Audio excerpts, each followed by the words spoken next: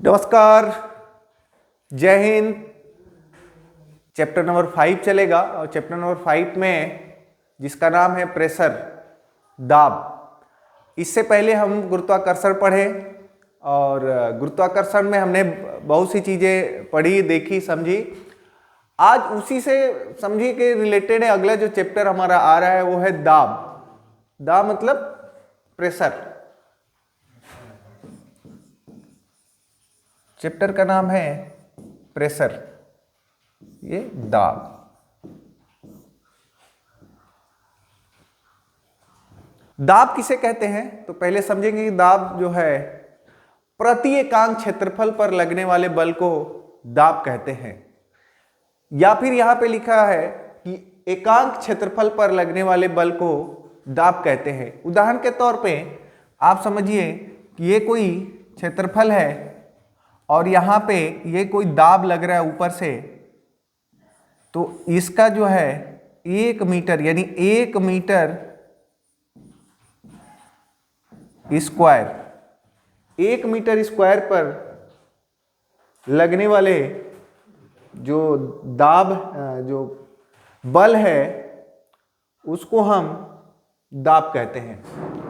अभी फिर से समझेंगे दाब किसको कहते हैं। जैसे 1 मीटर स्क्वायर क्षेत्रफल पर, एकांक क्षेत्रफल पर लगने वाले बल को हम दाब कहते हैं। अभी यहाँ पे ऐसे दबा रहे हैं तो मान लीजिए यदि एकांक 1 मिलीमीटर है, 1 सेंटीमीटर है, तो ये जो फोर्स लग रहा है वो जो बल है वही दाब है। ठीक है, वही दाब है। अभी मान लीजिए हमने प्रेशर को P से यानी दाब को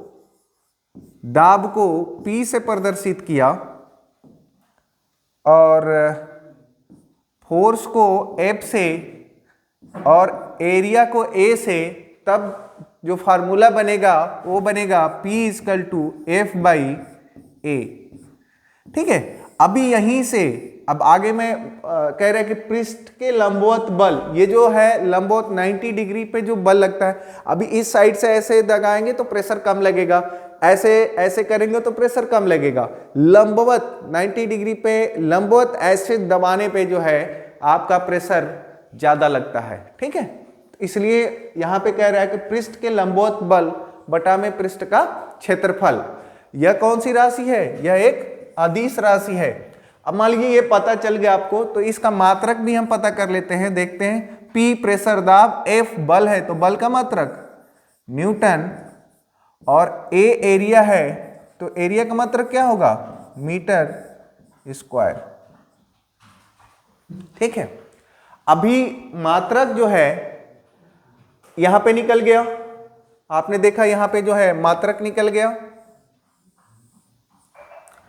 इसको एक दूसरा रूप पास्कल भी बोलते हैं। इसको क्या बोलते हैं? पास्कल भी बोलते हैं। CGS पद्धति में इसको हम डाइन बोलते हैं, और ये एक अदिश राशि है, हम जैसा कि ऊपर हमने बता दिया है। तो CGS पद्धति में क्या होता है? डाइन होता है। अब आगे देखते हैं, सीधे इससे पहले हमने दाब देखा, दाब का क्षेत्रफल देखा और उसका डाइन CGS में उसका मात्रक पास्कल या न्यूटन प्रति मीटर स्क्वायर होता है। अब हम देखेंगे वायुमंडलीय दाब, एटमॉस्फेरिक प्रेशर। वायुमंडलीय दाब क्या होता है? अब अभी यहां पे तो ये दाब हमने देख लिया। अब पूरे वायुमंडल मतलब जो पृथ्वी है अपने गुरुत्वाकर्षण बल से या ग्रेविटी से पूरे वायुमंडल को घेर करके रखा हुआ है। अदरवाइज पिछले लेक्चर में मैंने बताया था गुरुत्वाकर्षण में कि अदरवाइज ग्रेविटी नहीं रहेगा तो वायुमंडल इधर उधर हवा चली जाएगी और फिर निर्वात हो जाएगा, हवा ही नहीं रहेगा। तो मान लीजिए ये पृथ्वी है और पृथ्वी के चारों तरफ क्या है? आवरण है। किसका? ये हवा का, एयर का। ठीक है, एयर का जो है आवरण है। अभी ये जो है प्रेशर पड़ रहा है पृथ्वी के, हम कौन से पार्ट पे रहते हैं? हम लोग यहां पे रहते हैं, बाहर की तरफ हैं। तो ये जो पृथ्वी का एयर का जो पार्ट है ये अंदर की तरफ क्या कर रहा है? गुरुत्वाकर्षण बल उस हवा को अपनी तरफ खींच रहा है, और जब वो खींचेगा तो हम लोग बीच में पड़ गए।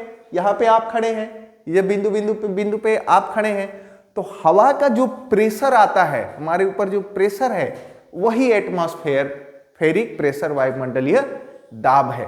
समझिए, आपने देखा होगा जब आंधी आती है और दौड़ते हैं हम लोग, तो हवा भी दबाव डालता है, आप आगे बढ़ नहीं पाते हैं। पूरब से हवा बह रही है और आप पूरब ही जा रहे हैं, यानी पूरब से पश्चिम की तरफ बह रहा है और आप पश्चिम से पूरब की तरफ जा रहे हैं, तो आप स्लो चलेंगे। लेकिन उल्टा जा रहे हैं, मतलब जिधर हवा चल रही है उधर ही चल दिए, तो आप जल्दी जल्दी जाएंगे। तो ये सब जो है उस एयर का, वो हवा का प्रेशर है। ठीक है, अब देखते हैं यहां पे समझ में आया कि आपका एटमॉस्फेरिक प्रेशर क्या है, वायुमंडलीय दाब क्या है। जो हवा का दाब है पृथ्वी पे हमारे ऊपर जो लगता है, वही जो है वायुमंडलीय दाब है। शब्द से भी है वायुमंडलीय दाब। अब देखते हैं, अब उसको प्रैक्टिकली कैसे समझेंगे, कैसे समझेंगे कि कितना वायुमंडलीय दाब है, क्या है, या क्या मानक माना गया है, ये हम देखेंगे। तो कह रहा है कि यहाँ पे पारे के 76 सेमी लंबे कॉलम के द्वारा 0 डिग्री सेंटीग्रेड पर 45 अंश अक्षांश पर समुद्र तल पर जब जो प्रेशर लगता है। अब चलते हैं, यह है पृथ्वी, और मान लीजिए केंद्र है, और ये विषुवत रेखा है, और ये नॉर्थ पोल है, ये नॉर्थ पोल है, और ये इक्वेटर है। ठीक है, अब मान लेते हैं समुद्र तल, हम लोग 3/4 तो समुद्र ही है, तो समुद्र तल अब 45 डिग्री अक्षांश कह रहा है। 45 डिग्री अक्षांश को हम कैसे मान लेते हैं, तो यदि हम इसको गोलार्ध मानते हैं, ये है उत्तरी गोलार्ध बोलते हैं इसको, उत्तरी गोलार्ध, ये दोनों को, और ये है दक्षिणी गोलार्ध। यहां से यानी आधा पार्ट जो है ये सेंटर ले लिया। अब मान लीजिए 45 डिग्री, ये इसके किसी भी विषुवत रेखा का इतना पार्ट है, इसके किसी भी लाइन पे 0 डिग्री का मतलब कोण बनेगा, 0 डिग्री का कोण बनेगा।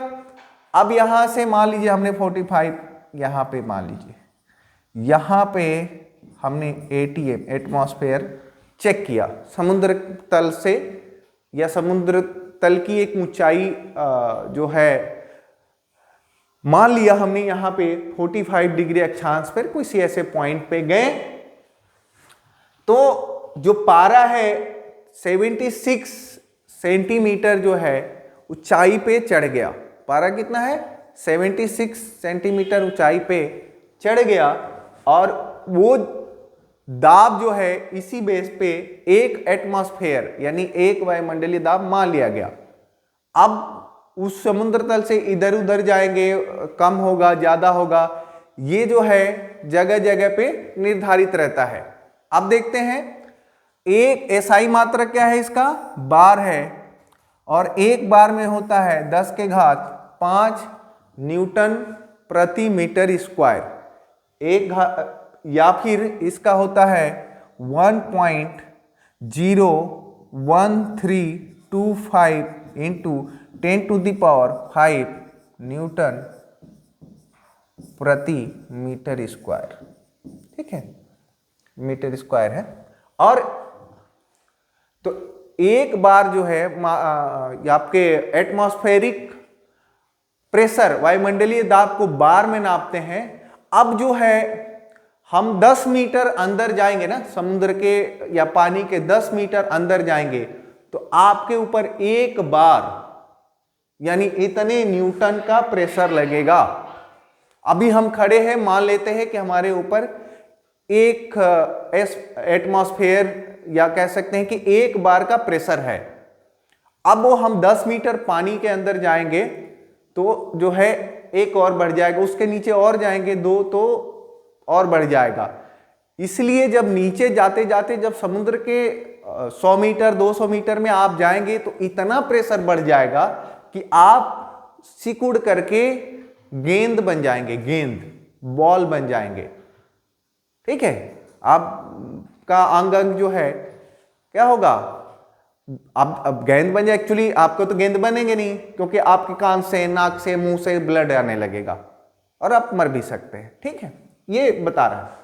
अब पृथ्वी की सतह से ऊपर जाने पर वायु दाब क्या होता है, कम होता है। अभी यहां पे देख लेते हैं, यहां पे हम लोग खड़े हैं, यहां पे खड़े हैं, यहां पे आए तो प्रेशर क्या हुआ, बढ़ रहा है।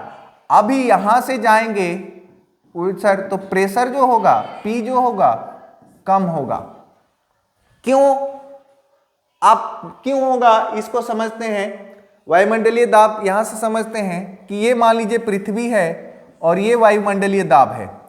अभी आप यहां से खड़े हैं और आपका प्रेशर जो बन रहा है इतना बन रहा है।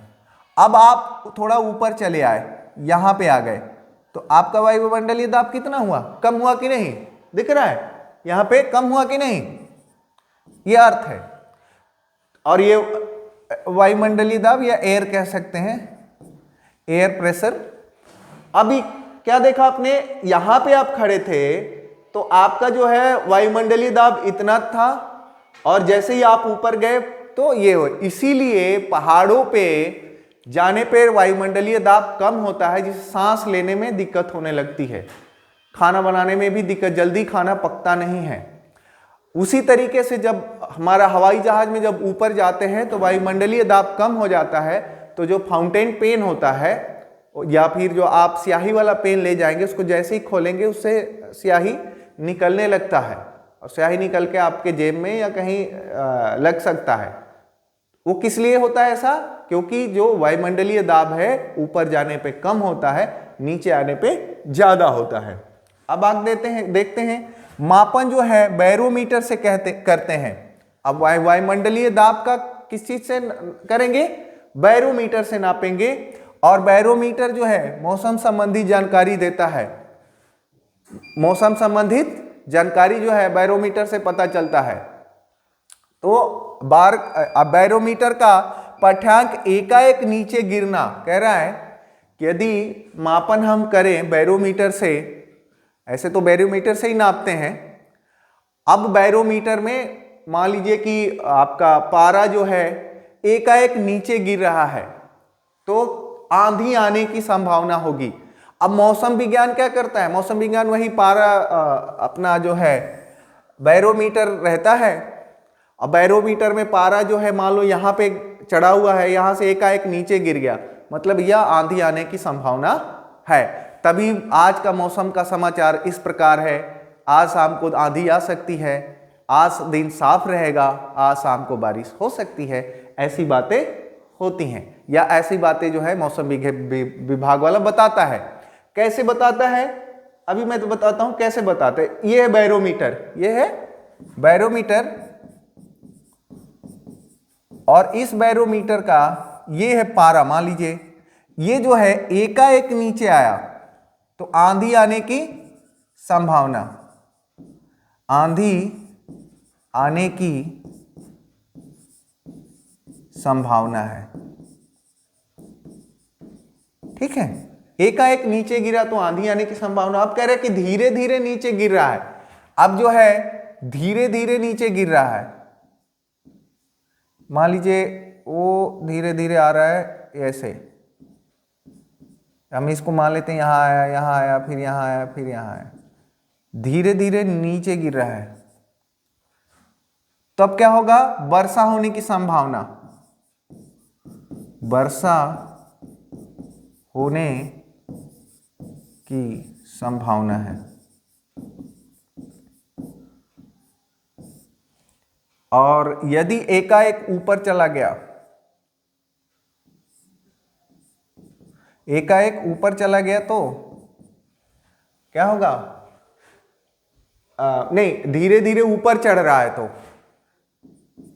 धीरे धीरे ऊपर चढ़ रहा है तो दिन साफ होने की संभावना, दिन साफ होने की संभावना। अब आगे देखते हैं, इसको समझते हैं। कह रहा है कि बैरोमीटर जो है, बैरोमीटर का उपयोग मौसम विभाग का या मौसम विभाग में करते हैं और उससे पता चलता है कि आज का मौसम कैसा रहेगा। तो जो आपके न्यूज़ में, मोबाइल में या फिर रेडियो पे जो मौसम विभाग जानकारी देता है वो इस बैरोमीटर के मापन के अनुसार ही देता है। एकाएक नीचे की तरफ गिर गया मतलब कि भाई आपके जो है क्या होगा, ये आंधी आने की संभावना है। धीरे धीरे नीचे गिर रहा है मतलब बारिश होने की संभावना है, और धीरे धीरे ऊपर चढ़ रहा है मतलब कि दिन साफ होने की संभावना है। तो अब आप दिमाग से निकाल दीजिए कि जब मौसम विभाग वाला बोल रहा है तो समझिए कि पारे पे दिन साफ बोल रहा है, मतलब धीरे धीरे पारा जो है बैरोमीटर पे चढ़ रहा है। और आंधी की बात बोल दिया तो समझिए कि एकाएक क्या है, पारा जो है नीचे बैरोमीटर में गिर गया है।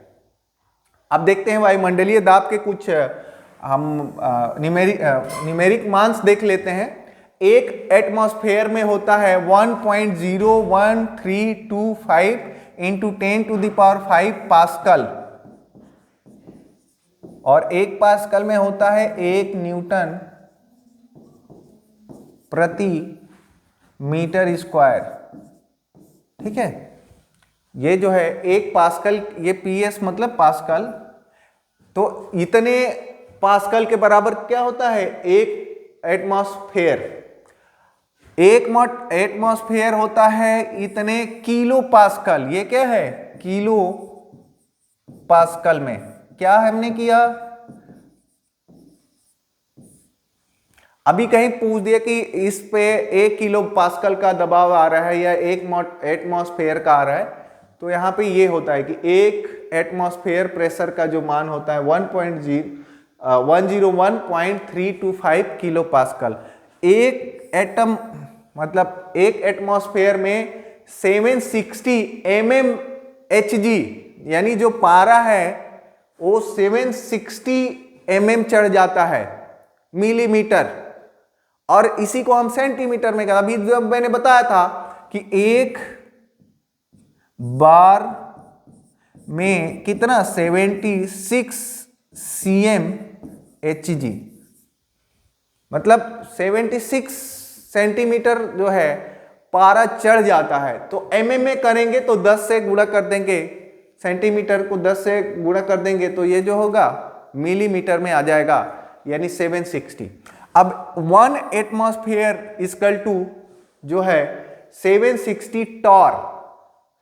अभी टॉर जो है ये भी दाब का मात्रक है, याद रखेंगे। और ये आ सकता है कि एक टॉर में होता है, एक टॉर में कितना होता है 760, अभी नहीं, एक एटमॉस्फेयर में कितना होता है, एक एटम में, एक एटम में 760 टॉर। अब ये देख सकते हैं यहां पे न्यूमेरिकल में टॉर और 760 कॉमन, 1 एटम कॉमन, mmHg के जगह पे टॉर हो गया है। तो आप कह सकते हैं कि एक mmHg इक्वल टू 1 टॉर। ठीक है, ये याद रखेंगे। यानी 1 मिलीमीटर जो है पारा जब चढ़ता है तो 1 टॉर के बराबर होता है। ठीक है, 1 मिलीमीटर पारा जब चढ़ता है। अब जब 760 यानी 760 मिलीमीटर चढ़ जाएगा या 76 सेंटीमीटर चढ़ जाएगा पारा, तो वो जो है एक एटमॉस्फेयर के यानी एक एटम के बराबर हो, एक वायु दाब के बराबर हो जाएगा। ठीक है, अब देखते हैं एक एटम इक्वल टू 1.01325 बार। तो यहां पे हमने क्या देखा कि पास्कल और बार में क्या दिख रहा है, तो हम यहां पे 10⁵, यहां पे 10⁵ नहीं है, तो हम जो है एटमॉस्फेयर को दाब को बार में नापते हैं। क्या करेंगे, बार में नापेंगे। तो कितना बार होता है 1.0123 इतना। एक एटम में कितना मिली बार होगा तो 1013.25 मिली बार, और ये 1 एटम में होता है आपका 14.7 psi। आपने देखा होगा बार बार इतना psi बार है इतना। आप जाएंगे तो कहीं ना कहीं ऐसा टायर में पंचर हवा भरना हो या कहीं आप इंडिकेशन psi दिखाता है, ठीक है। तो psi क्या होता है मैं बता दूं,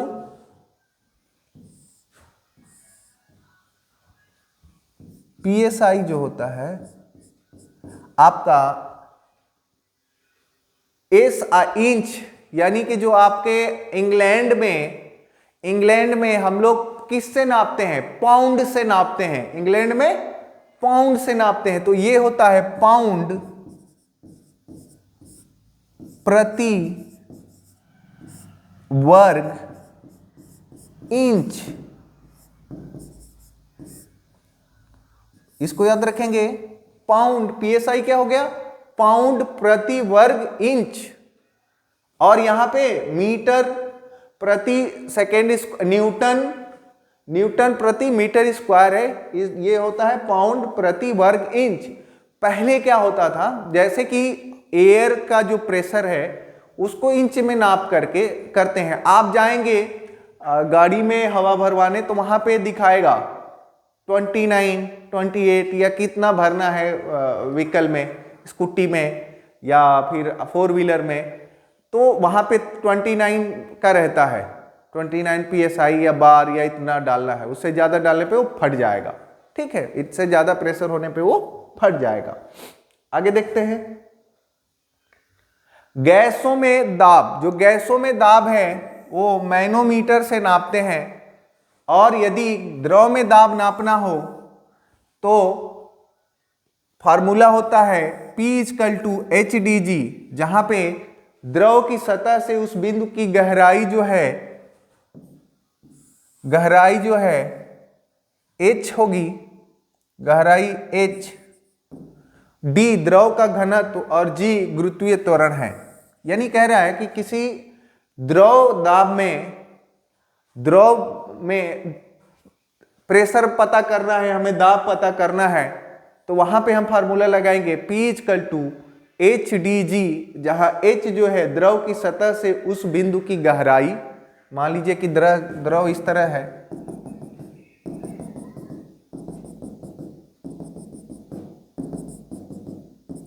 और ये कोई पिंड है, और ये जो यहां से इस बिंदु से सतह से इस बिंदु तक की, या पैरेलली यहां पे मान लेते हैं, यहां से सतह जो है, सतह से यहां तक की जो दूरी है h, वो है h, और d द्रव का घनत्व और g जो है गुरुत्वीय त्वरण जो होता है, इनका आपस में गुणनफल उस द्रव के दाब के बराबर होता है।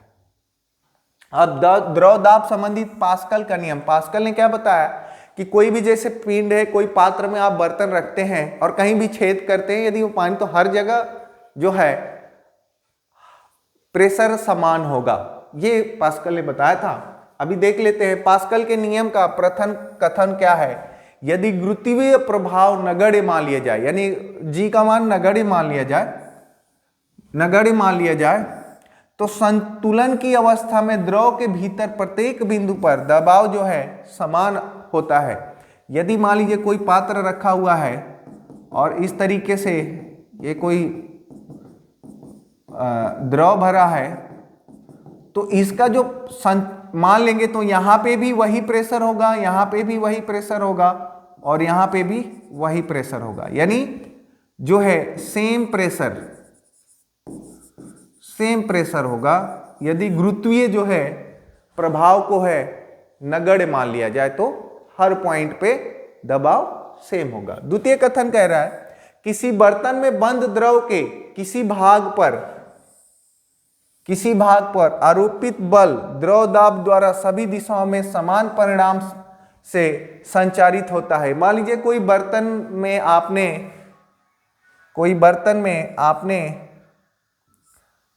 द्रव दाब ये कर दिया, ठीक है। और आप देखेंगे कि जो प्रेशर लगाते हैं, द्रव दाब, बंद द्रव की सीधा आरोपित बल, अब यहां से आपने क्या किया, मान लीजिए हमने यहां से कोई आरोपित बल किया और यहां छेद किया, यहां छेद किया, यहां छेद किया, यहां छेद किया, अब तो ये चारों दिशाओं में जो है, चारों दिशाओं में पानी फेंकेगा। ये क्या है, चारों दिशाओं में पानी फेंकेगा, समान बल लगा रहेगा।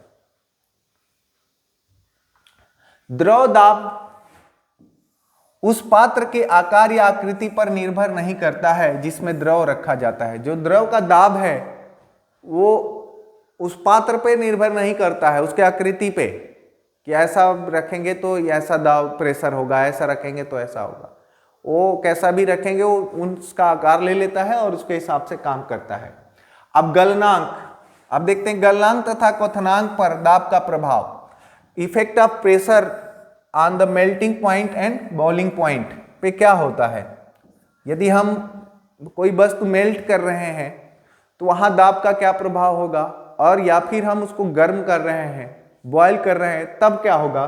कह रहा है कि गलनांक का प्रभाव। गलनांक मतलब मोमबत्ती जो होता है आपने देखा होगा गलता है, या कोई ऐसी वस्तु जिसको हम गला रहे हैं, तो उस पर क्या होगा, गर्म करने पर जिन पदार्थों का आयतन बढ़ता है, दाब बढ़ाने पर उनका गलनांक भी बढ़ जाता है, जैसे मोम, घी आदि। कह रहा है कि गर्म करने पर जिन पदार्थों का आयतन बढ़ता है और तो दाब बढ़ाने पर उसका गलनांक भी क्या हो जाता है, कम हो जाएगा। अभी दाब बढ़ा, जैसे घी होता है आपने देखा होगा, घी को गर्म करके पहले उसको क्या करेंगे, डब्बे में डाल दिया जाता है और फिर पैक कर दिया जाता है। वो क्या बता रहा है कि उसका जो है गलनांक जो है बढ़ जाएगा। वो बंद रहेगा तो वहां पे गलना, प्रेशर, बाहर का प्रेशर जाएगा नहीं तो वो गलेगा नहीं, ठीक है, उसी तरीके का बना रहेगा। तो मोम और जो है घी इसके उदाहरण है। गर्म करने पर जिन पदार्थों का आयतन घटता है, दाब बढ़ाने पर गलनांक भी कम हो जाता है, जैसे बर्फ, ढलवा लोहा आदि। अभी देखते हैं, गर्म करने पर जिन पदार्थों का आयतन, बर्फ का मान लीजिए आयतन घटता है तो दाब बढ़ाने पर क्या होगा, गलनांक भी कम हो जाता है। दाब बढ़ाने पे भी जो है बर्फ गलने लगता है। आप जैसे आपने देखा होगा जब आप पहाड़ों पे जाएंगे या उसमें जाएंगे, आप खेल रहे हैं और हाथ में लेकर के पत्थर दबाएंगे तो पत्थर फूटता, मतलब जो बर्फ का है वो फूटता जाएगा, ठीक है। ढलवा लोहा को भी जब दाब बढ़ाएंगे ज्यादा तो वो फूट जाएगा, वो क्या होगा, वो फूट जाएगा। क्वथनांक पर प्रभाव। सभी द्रवों का क्वथनांक दाब बढ़ाने पर बढ़ जाता है। सभी द्रवों का क्वथनांक जो है, बॉइलिंग जो है, दाब बढ़ाने पर उसका जो है टेम्परेचर जो है बढ़ जाएगा। किसी भी चीज को दाब बढ़ाएंगे तो उसका टेम्परेचर क्या होगा, बॉइलिंग प्रोसीजर बढ़ जाएगा, टेम्परेचर बढ़ जाएगा, ये कह रहा है, ठीक है। अब कुछ क्वेश्चंस देख लेते हैं। कह रहा है कि यदि 5 मीटर स्क्वायर के क्षेत्रफल पर 1000 न्यूटन का प्रणोद, प्रणोद मतलब बल, प्रणोद मतलब क्या होता है, बल, बल लागू किया जाता है तब द्रव मतलब दाब पास्कल में की गणना, पास्कल में इसका गणना करना है तो हमने बताया था सॉल्यूशन कैसे करेंगे, सीधे P = F/A। तो P का मान कितना है पूछ रहा है, यानी दाब पूछ रहा है। P, F का मान कितना है 1000 और A का मान कितना है, F = 1000 है न्यूटन, और A जो है 5 मीटर स्क्वायर है। तो F 1000/5, ये कट गया 200, P = 200। अब यहाँ पे देख लेते हैं 200 कहाँ है, ऑप्शन नंबर ए जो है आपका करेक्ट आंसर है। नेक्स्ट देखते हैं, कह रहा है साबुन के बुलबुले के अंदर दाब होता है, कैसा होगा, वायुमंडलीय दाब से अधिक, वायुमंडलीय दाब से कम, वायुमंडलीय दाब के बराबर, वायुमंडलीय दाब का आधा। तो जो है साबुन के बुलबुलों के अंदर जो होता है वायुमंडलीय दाब से ज्यादा होता है प्रेशर, यानी वायुमंडलीय दाब से अधिक जो है दाब होता है, तभी क्या है वो फूल जाता है। वो क्या होगा? फूल जाएगा। यदि ऐसा नहीं होता तो पानी भी फूलता रहता, मतलब पानी भी झाग फेंकता रहता, हर चीज झाग फेंकती। तो वो सिर्फ वाटर के अंदर, ये जो है साबुन के बुलबुले के अंदर इस तरीके का रासायनिक समीकरण या रासायनिक क्रियाएं होती हैं जिससे वो वायुमंडलीय दाब से अधिक हो जाता है और वो बुलबुला निकलता है। कोई कोई साबुन बुलबुला भी नहीं छोड़ता है, तो समझिए कि वो जो इसमें केमिकल लगा है वो वायुमंडलीय दाब को पार नहीं कर पा रहा है। ठीक है, आगे देखते हैं। तो इसका जो है आंसर हो गया थर्ड। पृथ्वी पर मनुष्य द्वारा डाला गया दाब न्यूनतम है जब वह होता है, न्यूनतम मतलब सबसे कम दाब जो है, कम दाब होगा कब पूछ रहा है, कब होगा?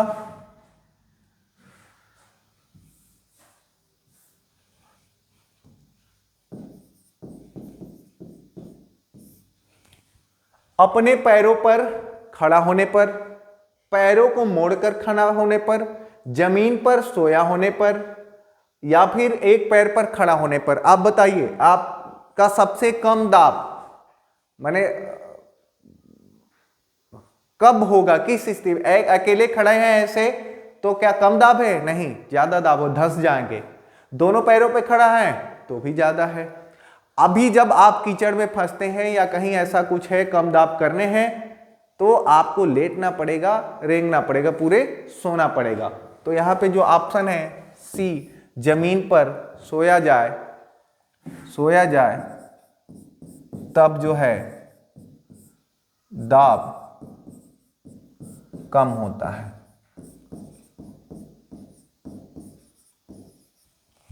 ठीक है, ये ऑप्शन नंबर जो है सी सही है। गोताखोर शरीर को बचाने के लिए विशेष सूट पहनते हैं जो उन्हें किससे बचाता है? ये इस तरीके के क्वेश्चन आते हैं दाब में।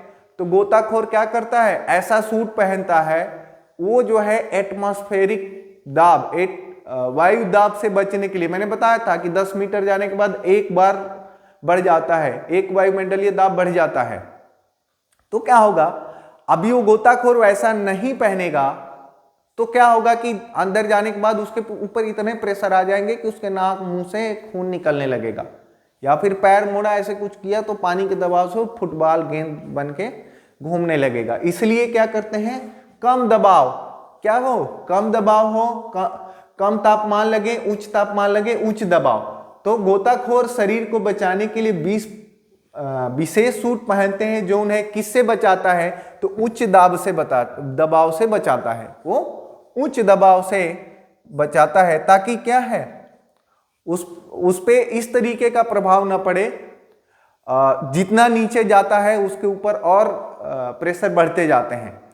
यदि वो ऐसा नहीं पहनेगा तो क्या होगा, अब मैं बताया था, फिर से बता रहा हूं कि उसके नाक मुंह कान से खून निकलने लगेंगे, इतने दबाव प्रेशर हो जाएगा कि सर फट जाएगा, गेंद बन जाएगा, चारों तरफ जकड़ जाएंगे शरीर, इस तरीके का हो जाएगा, या फिर अंग अंग निकलने लगेगा। ठीक है, आपके ऊपर प्रेशर जिस तरीके का पड़ेगा, ज्यादा प्रेशर पड़ेगा आप चिपक जाएंगे। तो ये उच्च दबाव से बचने के लिए। ठीक है, इस तरीके से हमारा जो है चैप्टर नंबर 4 था या 5 था, चैप्टर नंबर जो है 5 जो है समाप्त हो गया। हम अगले चैप्टर में मिलेंगे जिसका है हमारा प्लवन का नियम, जिसमें हम द्रव दाब के बारे में पढ़ेंगे, कैसे तैरा जाता है, आर्किमिडीज का सिद्धांत क्या है, या उत्प्लावन बल, अगला हम चैप्टर में देखेंगे। और तब तक आप याद रखिए, मिलते हैं नेक्स्ट चैप्टर में। धन्यवाद।